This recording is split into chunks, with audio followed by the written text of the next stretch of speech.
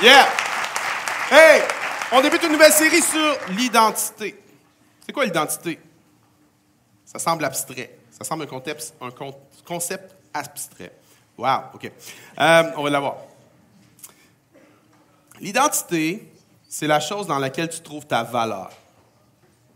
On a tous besoin de quelque chose qui nous dit « j'ai de la valeur ». Je suis correct. I'm okay. Check. Ça, c'est le concept de l'identité. On va parler en psychopop d'estime de soi, mais en langage chrétien, le concept de l'identité est le mot le plus approprié, je pense. Et on a intitulé la série « Qui es-tu? » Comment réponds-tu à cette question? Qui es-tu? Qui es-tu? Fill the blank. Il y en a qui diraient « Je suis un père, une mère. » Je suis graphiste, je suis programmeur. Il y en a qui diraient je suis célibataire, je suis marié. Il y en a qui diraient je suis sexy. Il y a des gars qui diraient je suis musclé. Hein? Il y en a qui diraient moi je suis sportive, je suis militante. À quoi répondrais-tu à la question qui es-tu? Quelle est ton identité? L'identité, c'est un sujet qui est vraiment d'actualité. Notre culture nous propose différentes façons de trouver notre identité. Mais Jésus nous propose aussi une façon de trouver notre identité. Et les deux sont diamétralement opposés. Les deux sont même, je dirais, en conflit. En quoi trouves-tu ton identité? La culture nous propose différentes choses. En voici 4 que la culture occidentale nous propose. Premièrement, la culture nous propose de trouver notre identité dans nos possessions. Je suis ce que je possède. Dans le siècle dernier, on a mis de côté la foi, on a mis de côté l'Église beaucoup, et on a remplacé tout ça par une belle religion qui s'appelle le matérialisme. Amen.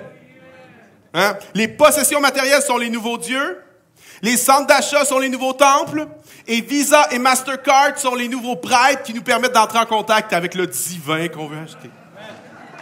Non, mais c'est vrai. C'est vrai.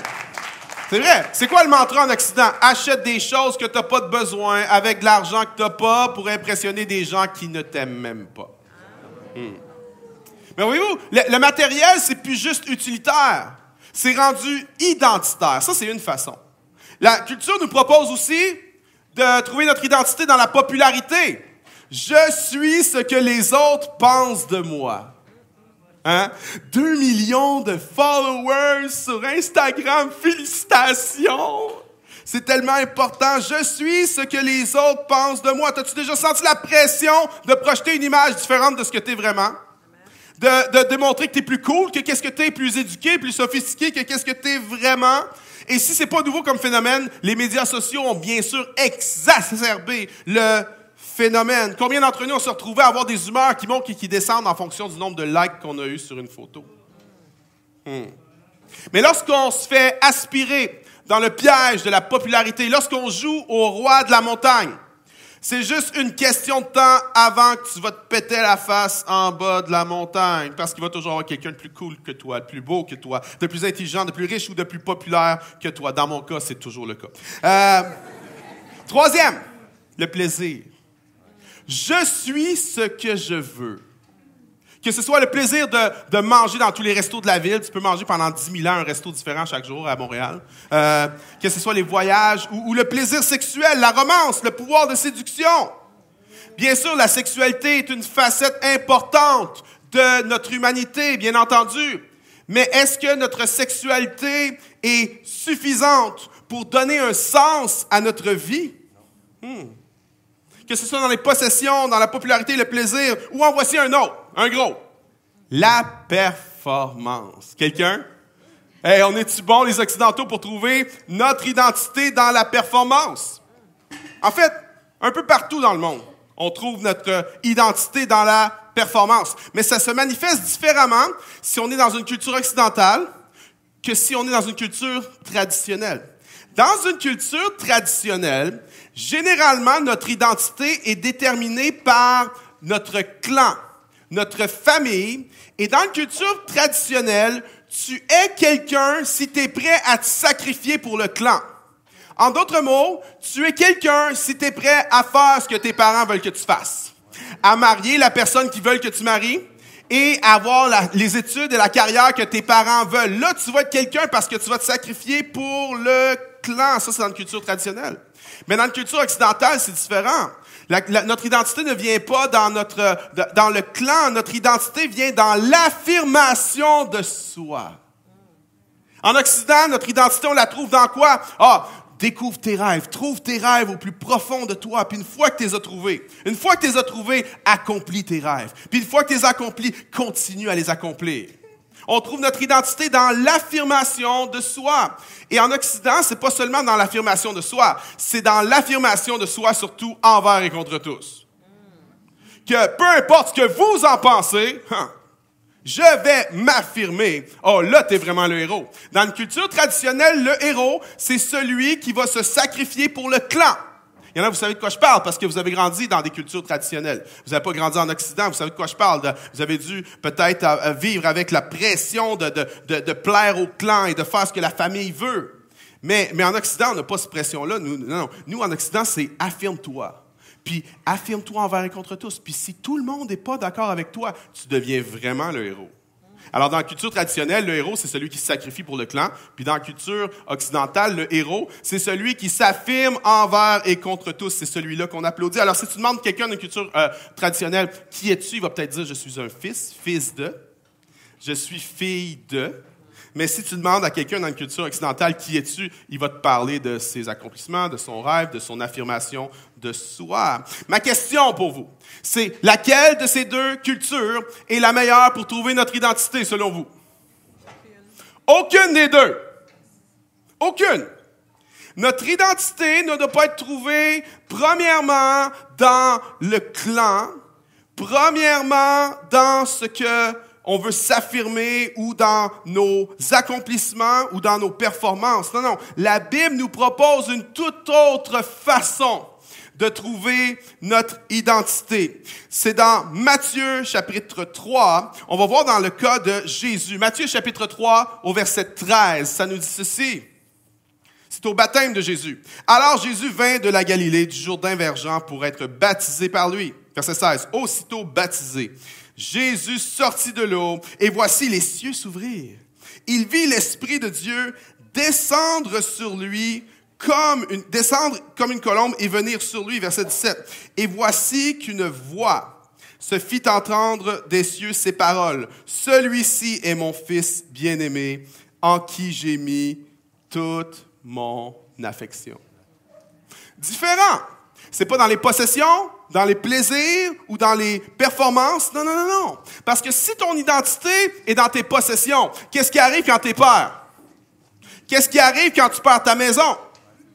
Qu'est-ce qui arrive si un jour ton identité est dans tes fringues puis que tu dois choisir entre faire l'épicerie et t'acheter des fringues? Tu vas t'acheter des fringues, bien sûr, on sait tous, mais bon. Mais qu'est-ce qui arrive si ça continue? Hein? Qu'est-ce qui arrive si ton identité est dans le plaisir, la romance, Tinder, et qu'un jour tu pognes plus? Il y en a, tu penses que ça peut pas arriver? Ça va arriver, laisse-moi te le dire. Qu'est-ce qui se passe? Tu perds ton identité. Qu'est-ce qui se passe si ton identité est dans ta popularité? Il va tout le temps avoir quelqu'un de plus populaire. Ou si c'est dans ta performance. Qu'est-ce qui se passe si tu perds la job? Qu'est-ce qui se passe si tu l'as pas, la promotion? On a besoin d'un fondement pour notre identité qui ne peut pas être ébranlé. Parce que toutes ces choses-là peuvent nous être enlevées du jour au lendemain. Et si tu bases ton identité là-dessus, ta vie va s'effondrer. C'est pour ça que parfois, il arrive des choses dans la vie, puis on se dit, mais comment ça que je le vis si tough que ça? Comment ça? Mais des fois, tu te dis, mais c'est pas si pire que ça. C'est pas la fin du monde. Comment ça que c'est si tough? C'est peut-être parce que c'est identitaire. C'est peut-être parce que tu as basé ton identité là-dessus. Il y a des bonnes choses dans la vie, mais laissez-moi vous dire ceci, on ne doit pas baser notre identité sur quelque chose qui peut être ébranlé. On doit baser notre identité sur quelque chose qui est objectif, qui est permanent et qui ne change pas. Et l'identité de Jésus n'était pas basée sur sa performance. On s'entend-tu que s'il y en a un qui a performé, c'est lui?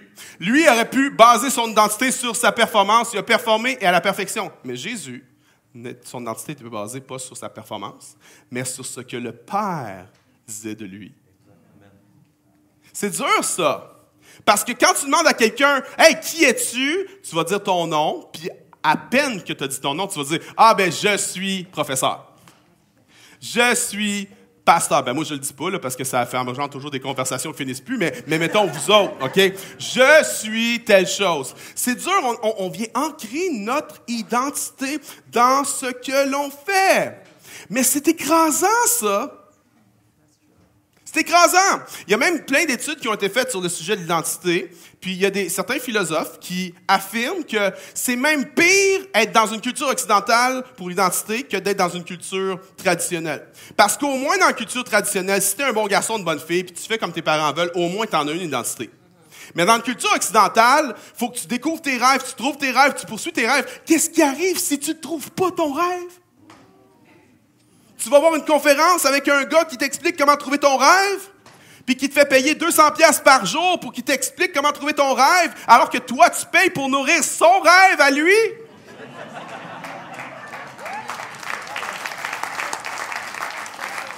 Je dis pas que c'est mauvais, mais le problème, la réalité, là, c'est que 95% du monde dit « Je sais pas c'est quoi mon rêve, je sais pas c'est quoi ma destinée, je sais pas c'est quoi mon truc. » Qu'est-ce qui arrive si tu le trouves pas? Qu'est-ce qui arrive si ta destinée, c'est pas en ligne avec tes aspirations? Il y a des gens qui ont des vies de souffrance. Je suis sûr qu'ils se sont pas dit « Ah, c'est ça, c'est vraiment mon aspiration, là. » Il y a des gens qui sont malades. Je suis sûr qu'ils se sont pas dit « Ah, ça, c'est vraiment mon aspiration, là. » Alors, la question, c'est, tu fais quoi? Si ton identité, c'est d'en trouver tes rêves, accomplir tes rêves, tu fais quoi quand tu le trouves pas? Tu fais quoi quand ça avance pas? Puis laisse-moi te dire, même si ça avance, tu vas tout le temps être déçu. Tu peux pas bâtir ton identité là-dessus. T'accomplir, te trouver, mon rêve, ma destinée. Come on! J'ai rien contre ces choses-là, mais il faut replacer ces choses-là dans un contexte approprié. Il faut que ça arrête d'être une idole, ces choses-là. Il faut que ça arrête d'être une identité, ces choses-là. Mon identité n'est pas quelque chose que je performe. Mon identité, c'est quelque chose qui m'est donné par le Père. Jésus n'avait rien fait encore, mais le Père vient puis il l'affirme. Il dit, voici mon Fils bien-aimé en qui j'ai mis toute mon affection. Pas un miracle, pas une guérison, pas une prédication encore. Voici mon Fils. C'est le grand malaise de la plupart du monde. C'est la raison pour laquelle plein de gens ont la bougeotte. Plein de jeunes ont la bougeotte.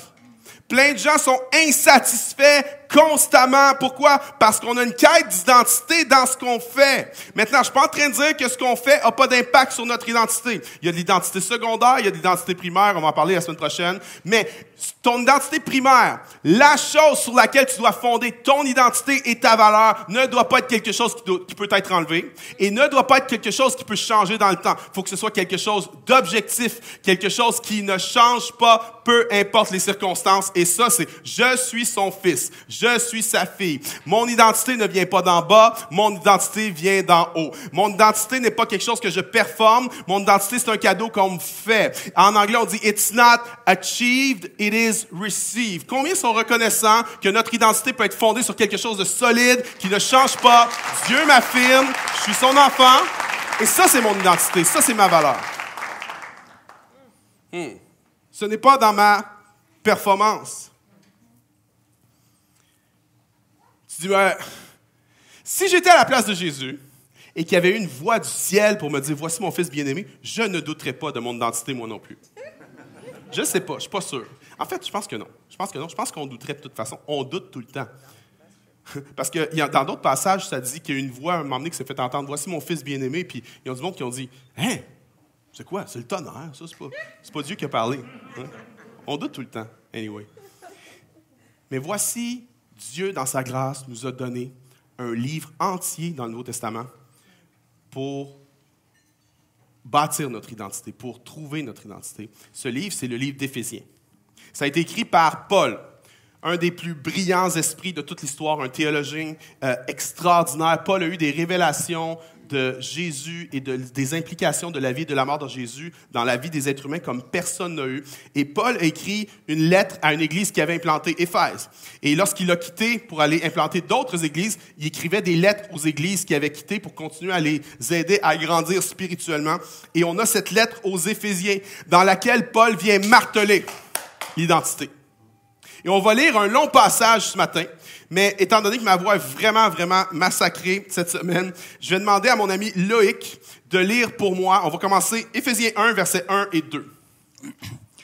Paul, apôtre du Christ Jésus, par la volonté de Dieu, aux saints et fidèles en Christ Jésus qui sont à Éphèse, que la grâce et la paix vous soient données de la part de Dieu notre Père et du Seigneur Jésus-Christ. Ça, c'est l'introduction. C'est les salutations. C'est les salutations d'usage que Paul a dans ses épîtres en général. Et là, après, Paul va commencer. Il commence tout de suite avec une envolée oratoire. Paul va faire une phrase des versets 3 jusqu'à 14. Une seule phrase. Dans le grec, c'est une phrase, OK? Il manque de ponctuation. Les profs, tu vas paniquer. Tu vas dire, c'est de la mauvaise ponctuation, faut pas faire ça. Mais Paul est comme un génie un peu fou. Tu sais, des fois, il y a des génies qui sont proches de la folie un peu. Ils sont tellement brillants. Ils se mettent à parler de quelque chose, puis là, il va faire une parenthèse sur ce qu'il vient de dire. La parenthèse dure 45 minutes, OK?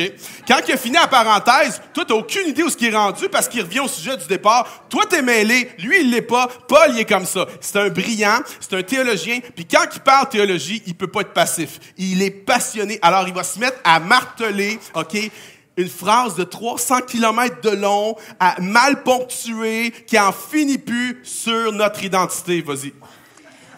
Béni soit le Dieu et Père de notre Seigneur Jésus-Christ, qui nous a bénis de toute bénédiction spirituelle dans les lieux célestes en Christ. En lui, Dieu nous a élus avant la fondation du monde pour que nous soyons saints et sans défaut devant lui. Dans son amour, il nous a prédestinés par Jésus-Christ à être adoptés, selon le dessein bienveillant de sa volonté, pour célébrer la gloire de sa grâce qu'il nous a accordée en son bien-aimé. En lui, nous avons la rédemption par son sang, le pardon des péchés selon la richesse de sa grâce, que Dieu a répandue abondamment sur nous en toute sagesse et intelligence. Il nous a fait connaître le mystère de sa volonté, le dessein bienveillant qu'il s'était proposé en lui pour l'exécuter quand les temps seraient accomplis. Réunir sous un seul chef, le Christ, tout ce qui est dans les cieux et ce qui est sur la terre. En lui, nous avons aussi été mis à part, prédestinés selon le plan de celui qui opère tout selon la décision de sa volonté, afin que nous servions à célébrer sa gloire, nous qui d'avance avons espéré en Christ. En lui, vous aussi, après avoir entendu la parole de la vérité, l'évangile de votre salut, en lui, vous avez cru et vous avez été scellés du Saint-Esprit qui avait été promis et qui constitue le gage de notre héritage en vue de la rédemption de ceux que Dieu s'est acquis pour célébrer sa gloire. Wow. Paul prend même pas le temps de respirer. Il fait juste dire, voici qui vous êtes, voici qui vous êtes, voici qui nous sommes en Jésus-Christ. Et avez-vous remarqué les mots qui reviennent souvent?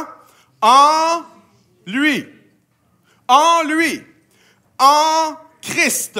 Cette expression « en Christ » revient 168 fois dans le Nouveau Testament et c'est 150 fois l'apôtre Paul qui l'utilise.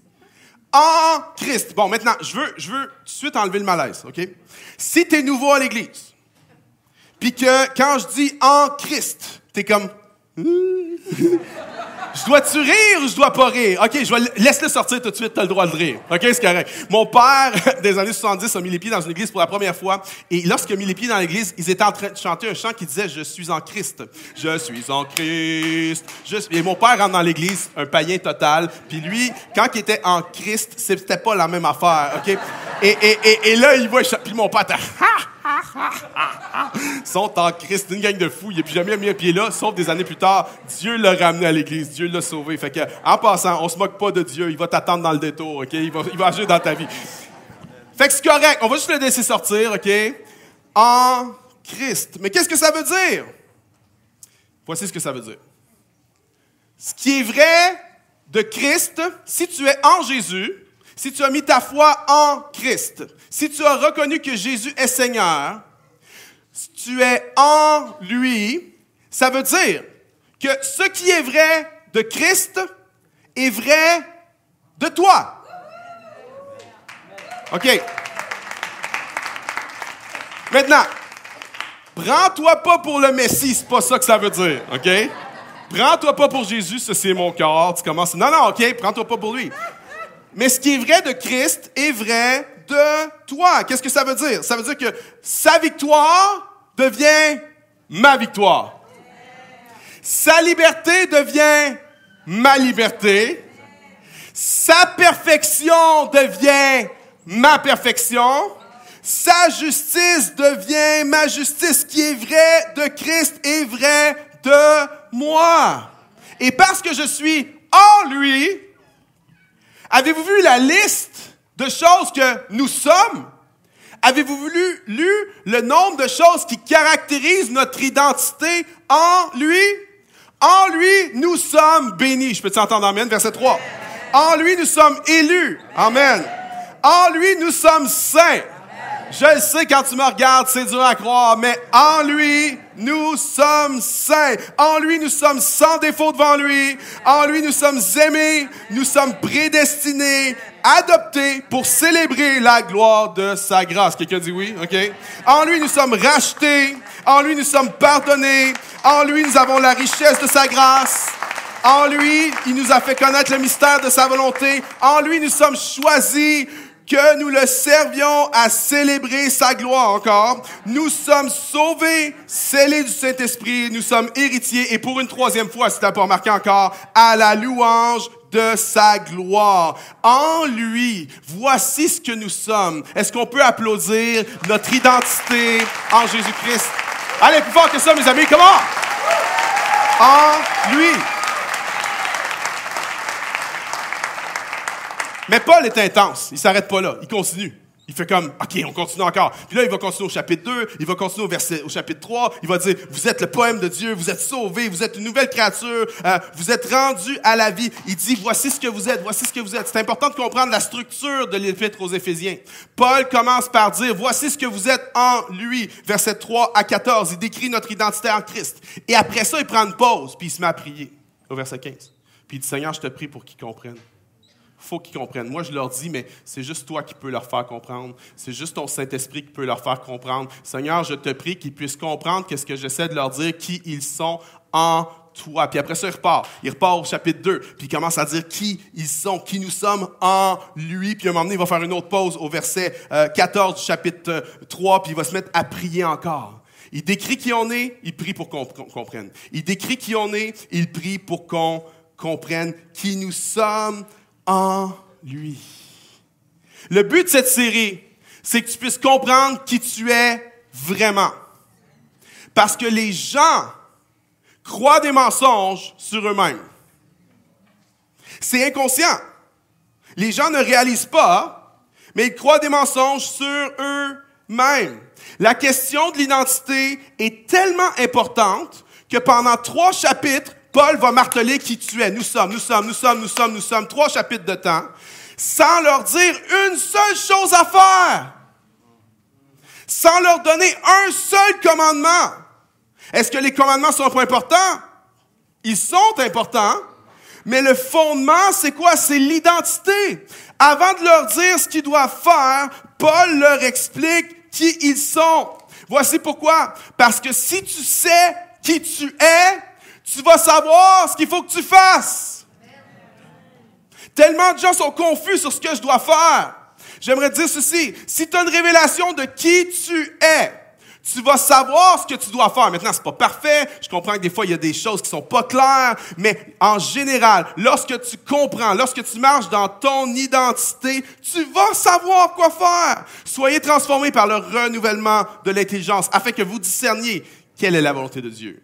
Oh, ce qui est bon, agréable et parfait. Quand tu sais qui tu es, tu sais ce que tu dois faire. C'est pour ça que Paul commence par identité. Pendant 3 chapitres, il est martèle sur l'identité. Et au chapitre 4, il y a un flip. Chapitre 4, verset 1, il va dire ceci. « Je vous exhorte donc. » Donc, à la lumière de ce que je vous ai dit, à la lumière de votre identité en lui, voici ce que vous devez faire. Je vous exhorte donc, moi le prisonnier dans le Seigneur, à marcher d'une manière digne de la vocation qui vous a été adressée. Et là, Paul va leur dire des choses comme « fuyez l'immoralité ». Il va leur dire des choses comme « fuyez la cupidité »,« attention à la médisance ». Il va leur dire des choses comme ça, mais que ça commence dans l'identité, c'est ancré dans l'identité. Ça commence par l'identité et ensuite, c'est le comportement. C'est pas le comportement en premier et l'identité en premier. Ensuite, c'est l'identité d'abord et le comportement ensuite, parce que quand tu sais qui tu es, tu sais ce que tu dois faire. Si tu ne sais pas quoi faire, ma question c'est, est-ce que tu sais qui tu es? Est-ce que tu trouves la source de ton identité dans quelque chose qui ne peut pas être ébranlé ou qui ne peut pas être enlevé? Tellement de gens croient des mensonges sur eux. Tellement de gens croient des mensonges sur eux-mêmes. Et la chose que l'ennemi fait dans nos vies, c'est qu'il attaque toujours notre identité. Toujours. Dans la Genèse, le premier péché de l'histoire, Adam et Ève, le serpent vient les tenter. Et qu'est-ce qu'il va dire? Il va dire, « Ah, si vous mangez de ça, vous allez être comme Dieu. » Mais voyez bien l'ironie. Il était déjà comme Dieu. Il avait été créé à l'image de Dieu. Puis l'autre, la langue fourchue, il vient dire, « Hey, mange donc de ça, désobéis à Dieu. Tu vas être ce que tu es déjà. » What? Make no sense, vous comprenez? Mais pourquoi ils ont été séduits? Voici pourquoi. Parce qu'ils ont enlevé leurs yeux de sur Dieu. Quand leurs yeux étaient sur Dieu, ils savaient qui ils étaient. Puis il n'y avait pas un manque. Il n'y avait pas quelque chose à l'intérieur qui était comme « Je suis qui? Je suis qui? » Non. Mais dès que tu enlèves tes yeux sur Dieu, il y a comme « Ah! Qu'est-ce que j'ai besoin? Qui est-ce que je suis? » L'ennemi est après ton identité plus que n'importe quoi d'autre parce que tout ce que tu fais provient de ton identité. Tout ce que tu fais provient de ce que tu crois sur toi, que ce soit vrai ou que ce soit faux. Tout ce que tu fais provient de ce que tu penses sur toi-même. Parfois, on oublie qui on est et on se met à agir d'une façon qui n'est pas nous. C'est pour ça qu'on doit mettre notre nez dans les Écritures. On doit mettre notre nez dans l'Épître aux Éphésiens et dans le passage de Genèse chapitre 1 qui nous dit que je suis créé à l'image de Dieu, que je suis une créature de Dieu. Pourquoi? Parce que comment tu vas savoir qui tu es si tu ne regardes pas là? C'est là que tu vas savoir qui tu es. Et les gens prennent ce livre-là et disent « Ah, ça, c'est comme des règles. Ça, c'est une liste de règles. C'est une liste de do and don't. » Je suis comme « T'as pas compris. » T'as rien compris. C'est pas une liste de règles. Si tu réduis ça à une liste de règles, t'as rien compris. L'Épître de Jacques nous dit que les Écritures, la parole de Dieu, c'est comme un miroir. C'est un miroir. C'est pour te regarder puis te voir. C'est quoi un miroir? C'est pour te voir. Les Écritures, c'est un miroir. Et souvent, les gens disent, oui, c'est le miroir. Je lis la parole de Dieu puis je vois le péché, juste le péché, le péché. Ah, puis c'est vrai. Souvent, tu lis la parole de Dieu puis tu vas être convaincu de péché. Mais je crois que la loi, Jacques l'appelle la loi de la liberté. Voici ce que je crois profondément. Les 10 commandements, c'est pas 10 choses à faire ou à pas faire. Les 10 commandements, c'est d'abord et avant tout une description de qui je suis. Les commandements de Jésus, les prescriptions de Jésus, c'est pas d'abord des règles, c'est pas d'abord des commandements. C'est une description de qui je suis. Et je me regarde dans le miroir, puis je vois qui je suis. Pas qu'est-ce qu'on dit de moi, pas ce que je pense de moi, pas comment je file sur moi, mais ce que Dieu dit de moi. Quand je regarde dans le miroir, je vois ce que Dieu dit de moi, je vois qui je suis, et je vais aller agir ensuite en fonction de qui je suis. Vois-tu, lorsque tu pêches, si tu es un enfant de Dieu, lorsque tu pêches, lorsque tu tombes, viens pas trouver ton identité dans le péché que tu viens de commettre. C'est pas toi, ça. Puis, si tu lis Romains 7, l'apôtre Paul, il emploie un peu ce langage-là. Il est comme, quand je fais des choses que je veux pas faire, mais c'est pas moi qui ai fait.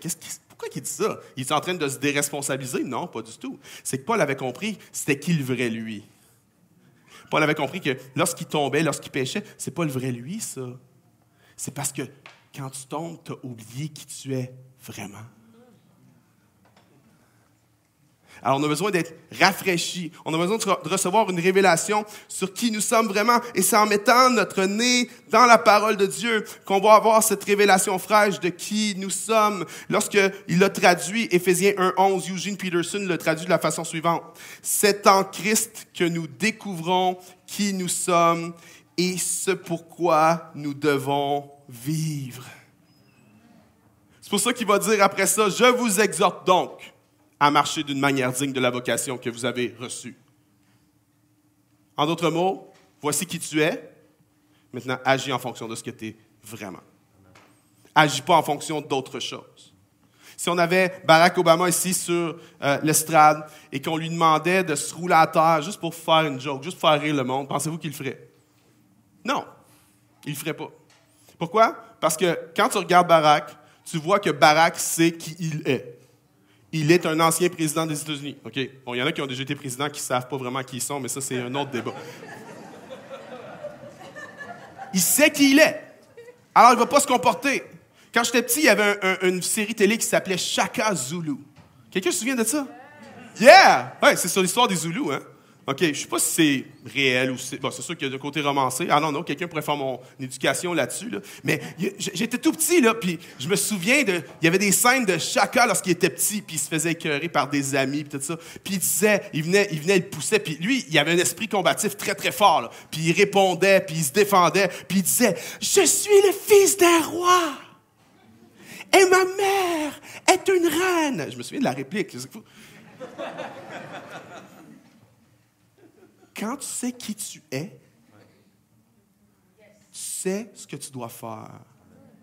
Quand tu sais qui tu es, tu sais comment tu ne dois pas te comporter, comment tu dois te comporter. Tu sais qu'il y a des choses qui ne sont pas pour toi. That's not me. Et lorsqu'on pêche, c'est parce qu'on a oublié qui nous sommes. Alors, quand tu tombes, quand tu pêches, va pas réduire, va pas prendre ton identité dans ton péché. Si tu es découragé, si tu es dans une saison de dépression, attention, bien attention. Va pas faire de dépression ton identité. Non. Le découragement, c'est quelque chose que je ressens, c'est quelque chose que je vis, c'est dans ma vie en ce moment, mais ce n'est pas mon identité parce que c'est bien facile de faire de ça ton identité, puis après, tu es collé là. Puis il y a des gens qui ont subi des abus, des traumatismes, des choses épouvantables. Ils ont fait de leur souffrance leur identité. Puis ça, c'est dur à adresser, ça. Parce qu'il y a des gens qui ont souffert comme personne n'a souffert. Puis toi, t'es qui, Joe Blow, pour expliquer à quelqu'un qu'il ne faut pas que tu trouves ton identité dans ce que tu as souffert. Tu n'as pas souffert comme j'ai souffert. Yeah, je sais, je m'excuse, mais attention, ta souffrance, c'est pas toi. Amen. Ta souffrance, c'est pas ton identité. Ton découragement, ta dépression, c'est pas toi. Je parle pas d'être dans le déni sur ce qu'on vit, c'est pas ça que je dis. Mais c'est pas ton identité. Les gens vivent des traumatismes, puis là, ils vont ancrer toute leur identité là-dedans. Oh, mais tu sais pas ce qu'ils m'ont fait, tu sais pas ce que j'ai vécu. Puis les gens restent accrochés dans le passé à quelque chose. Leur identité est réduite à ça. Il y a des gens qui ont été laissés, il y a des gens qui ont subi des divorces. On s'entend-tu? C'est dégueulasse quand tu as 55 ans puis qu'il part avec une fille de 25 puis que tu as tout donné puis que tout... On s'entend-tu que c'est...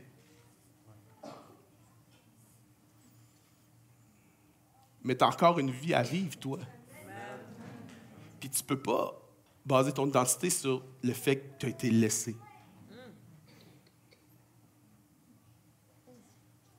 Tu peux pas en faire ton identité.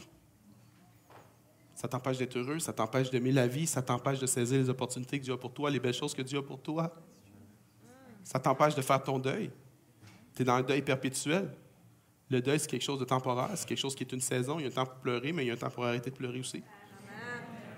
Je sais que ça a de la dure de dire ça, mais si tu fais de cet événement ton identité, tu es pris là, puis tu n'en sors plus. C'est pour ça que l'Esprit de Dieu était voir le prophète Samuel un jour, puis il a dit « Hey, combien de temps tu vas pleurer encore sur Saül? » Lui, il avait mis son identité là-dedans. Parce que Samuel, c'est un homme de Dieu incroyable. Puis Samuel, ses enfants ne marchent pas dans les voies de Dieu. Puis Samuel, il trouve un jeune homme du nom de Saül, puis il se déverse en lui, puis il fait comme c'est comme ça devient son fils adoptif, ça devient son fils spirituel. Samuel, il n'a pas réussi avec ses propres fils, mais là, avec son... Puis pourtant, il n'y a rien à se reprocher, mais ça n'a juste pas marché, qu'est-ce que tu veux? Puis là, il a trouvé un fils spirituel, puis il mentor, puis là, il trouve son identité là-dedans. Puis lorsque Saül décide de ne pas servir Dieu, l'identité de Samuel s'effondre complètement, puis comme des années plus tard, il est encore pris là. C'est pour ça que l'Esprit de Dieu vient, puis il dit, combien de temps tu vas pleurer sur Saül? J'ai quelque chose d'autre pour toi. Va dans la maison d'Ésaïe. J'ai choisi un homme selon mon cœur là-bas. Tu as encore quelqu'un à mentorer, tu as encore quelqu'un que tu vas déverser. Il y a encore quelque chose. Mais si tu fais d'un événement ton identité, tu es bloqué là. Fais pas d'un événement, fais pas d'un traumatisme, fais pas d'une dépression. Ne fais pas d'un sentiment ton identité. On va parler de ça dans la série. Parce que souvent, on prend ce qu'on ressent, puis on en fait une identité. Mais c'est pas stable comme identité, ça. Y a-t-il quelqu'un qui ressent toutes sortes d'affaires en même temps, puis contradictoires l'une avec l'autre? Nous avons besoin de quelque chose de stable pour l'identité. Ça prend quelque chose d'objectif. Voici en lui, nous sommes aimés, pardonnés, sans reproche devant lui. Wow!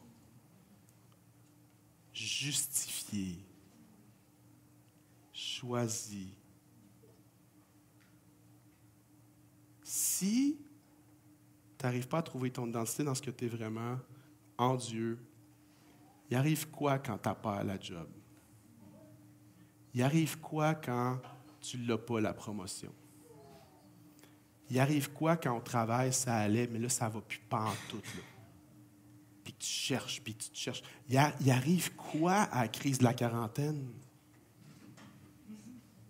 La crise de la quarantaine, c'est pas hormonal, cette affaire-là. Ça n'a pas rapport avec les hormones. C'est identitaire. C'est identitaire, la crise de la quarantaine. Je sais de quoi je parle. J'ai été en crise de la quarantaine de 37 à 41. J'ai 45, je suis délivré. C'est bon. I'm ready. Je suis prêt à mourir. Je vous dis, comme... Mais la crise de la quarantaine, là, c'est pas les hormones.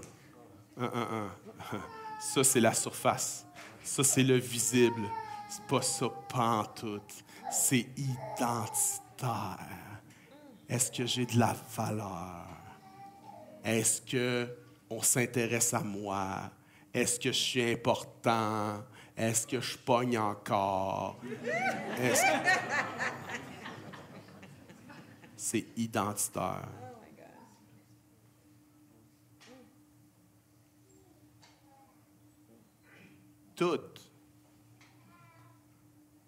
Tous les péchés, toutes les tentations, c'est identitaire. Et si tu ne comprends pas qui tu es, tu vas te mettre à agir comme quelqu'un que tu n'es pas. Puis tu vas te regarder dans le miroir et te dire, mais je suis qui? C'est parce que tu ne te regardes pas dans le bon miroir. Il faut que tu apprennes à te regarder dans le miroir. Ce n'est pas une liste de règles pour te restreindre, pour te contraindre, pour te couper le fun. Non, non. C'est une description de qui je suis vraiment, qui Dieu dit que je suis vraiment. À travers cette série-là, on va apprendre à découvrir qui on est en Dieu. Parce que si on comprend qui on est, on va savoir ce qu'on doit faire. Et moi, je peux communiquer de l'information, mais je ne peux pas provoquer la transformation. Il faut que le Saint-Esprit le fasse. Alors, ma prière, c'est vraiment que tout au long de ces 6 semaines-là, que nos cœurs vont être ouverts, vraiment très ouverts. Puis qu'on va laisser l'Esprit Saint nous dire, nous rappeler, nous re-rappeler et venir marteler en nous ce qu'on est vraiment en lui. Ma prière, c'est que pendant les prochaines semaines, on va découvrir et réaliser la profondeur des richesses de notre identité en Jésus-Christ. Parce que la plupart d'entre nous, soit on ne le sait pas, ou soit on l'oublie. J'ai un ami qui était... est-ce qu'on peut venir, les musiciens, s'il vous plaît? J'ai un ami qui prêchait dans une conférence pour pasteurs. C'était une grande conférence. Il y avait des milliers de personnes. Puis il avait été un des invités, puis les invités étaient très bien traités. Puis on l'avait mis dans un hôtel 5 étoiles. Un hôtel urbain, 5 étoiles, c'est quand même quelque chose, là, tu sais, c'est... un 5 étoiles à Cuba, c'est quelque chose, mais un 5 étoiles en milieu urbain, c'est autre chose. Puis, on l'avait mis dans cet hôtel-là. Puis, lorsqu'il est descendu le matin pour aller déjeuner, juste avant de donner sa conférence, il descend, il va au restaurant de l'hôtel, puis il s'assoit pour déjeuner. Puis, il prend le menu. Puis, il recommence à regarder le prix. Puis, le déjeuner coûtait 60 $. 60 $ le déjeuner. Fait qu'il s'est dit, bon, je pense que je vais prendre 2 toasts puis un café, moi, le matin. Fait qu'il commence ses 2 toasts, son café, il mange, il se prépare. Lorsqu'il a fini son déjeuner, il lève la main puis il demande au serveur de venir puis, pour avoir sa facture. Fait que le serveur ramène la facture, il rouvre ça, il regarde, 60 $. Là, il est frustré, il dit « Voyons, c'est quoi cette affaire-là? 60 $, 2 toasts puis un café. » Fait que là, il fait venir le serveur un peu agacé. Puis il dit « Hey, ça m'a coûté 60 $. J'ai juste pris 2 toasts puis un café. » Puis le serveur dit « Mais monsieur, ici, là, c'est un buffet. Peu importe ce que vous allez prendre, ça va coûter le même prix. » Puis il y en a, c'est exactement ta situation. Tu as une identité en Jésus-Christ qui est une richesse extraordinaire, mais soit tu ne la connais pas, soit tu l'oublies constamment. Tu as accès au buffet illimité, mais tu manges 2 petites toasts secs avec ton petit café Maxwell House, même pas filtre, instantané.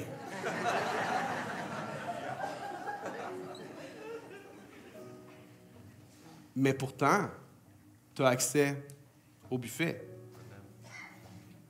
Tu as accès aux richesses de la grâce de Dieu. Tu es héritier. Tu es aimé. Tu es pardonné. Je sais que c'est dur de trouver notre identité là-dedans. On va en parler dans les prochaines semaines, mais quand je trouve mon identité là-dedans, il n'y a pas une situation qui va pouvoir gagner sur moi. Il n'y a pas une épreuve que je ne pourrai pas traverser.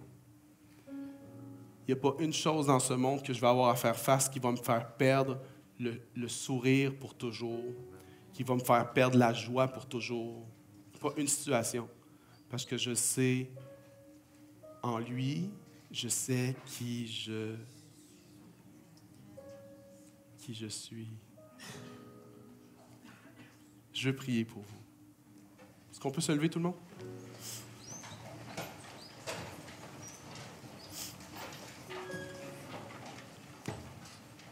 Seigneur, je te prie pour mes amis ici, pour moi. Combien nous avons besoin d'être enseignés. Alors, je te prie que cette série-là va nous enseigner, mais je te prie que ça ne soit pas simplement de l'information, mais je te prie que ça soit de la transformation. Qu'on puisse entendre ta vérité, mais qu'elle descende dans nos cœurs.